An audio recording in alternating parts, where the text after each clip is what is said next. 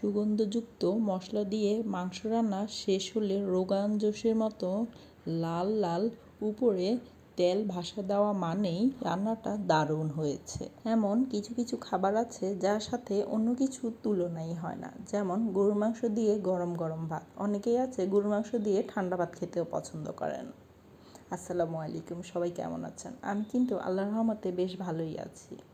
আজ আমি আপনাদের সাথে নিয়ে আসলাম আমার সবচেয়ে পছন্দের খাবার, গরুর মাংস দিয়ে গরম গরম ভাত, সাথে লেবু ও কাঁচামরিচ। মাংস রান্নার ক্ষেত্রে সবচেয়ে বেশি ভালো লাগে সবার লাস্টে গরম মশলা বা জিরার গুঁড়ো উপরে ছড়িয়ে দেওয়া হয়। মেইন ফ্লেভারটা তখনই চলে আসে। গ্রামের রান্নার অথেন্টিক স্বাদ আর ফ্লেভার চলেই আসে মাটির চুলায়। সময় ধরে বেশ কতক্ষণ মাটির চুলাতে জাল দেওয়া হয়, তারপরে আগুন কমিয়ে আস্তে আস্তে ঢাকনা দিয়ে দমে রান্না করা হয়।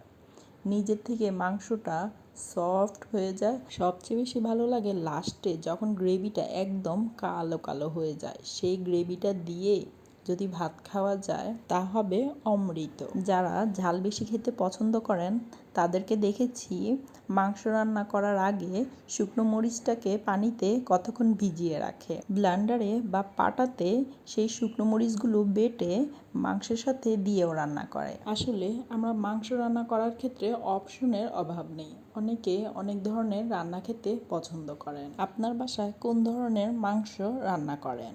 আমি কিন্তু সেই ঝাল ঝাল করা মাংসটা খেতেই পছন্দ করি।